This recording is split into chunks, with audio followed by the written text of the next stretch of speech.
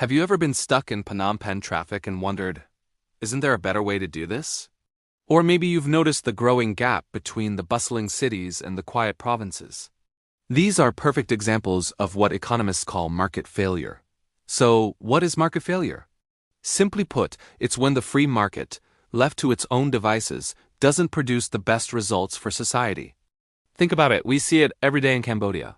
The traffic jams in the capital are a classic case. Individually, everyone wants to drive their own car or moto for convenience, but when everyone does it, the result is gridlock for all. That's the market failing to provide efficient transportation. Another example is pollution. Factories, whether they're making garments or bricks, might be profitable for their owners, but they often release harmful substances into our air and water.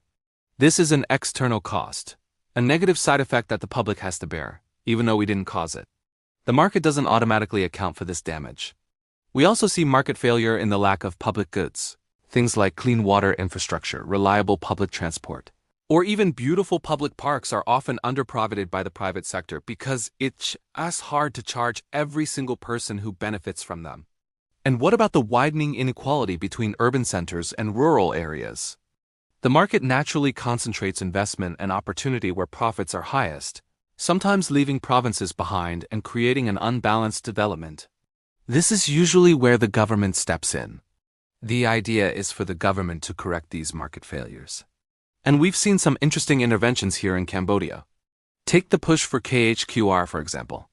By promoting a unified digital payment system, the government is trying to make our economy more efficient and inclusive, something the market might have taken much longer to achieve on its own.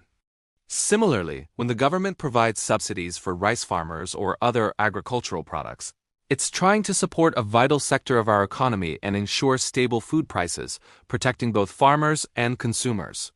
We also see government intervention through regulations, like the rules placed on construction and real estate projects to ensure safety and planned urban growth. The goal of all these actions is to steer the market towards a better outcome for everyone. But here's the twist. What happens when the government's solution actually makes things worse? This is what we call government failure. It's a tricky situation where the medicine ends up being more harmful than the disease. Unfortunately, we can see examples of this too.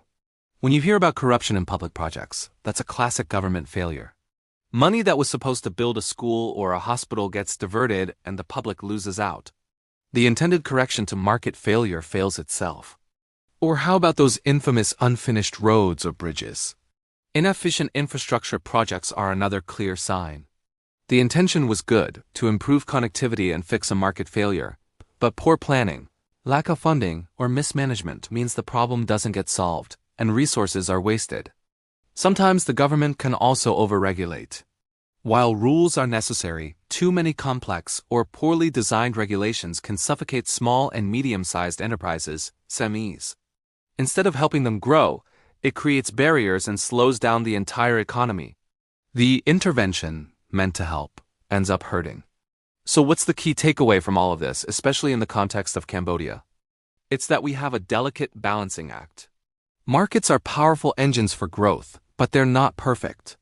They can and do fail, leading to problems like congestion, pollution, and inequality.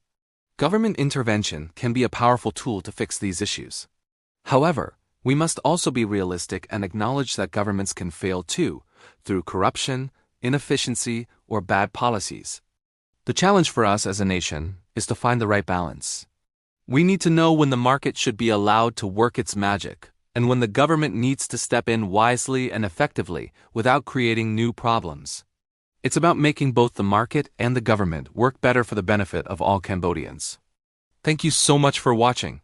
If you found this explanation helpful, please give this video a thumbs up, and don't forget to subscribe to the channel for more content like this. See you in the next one.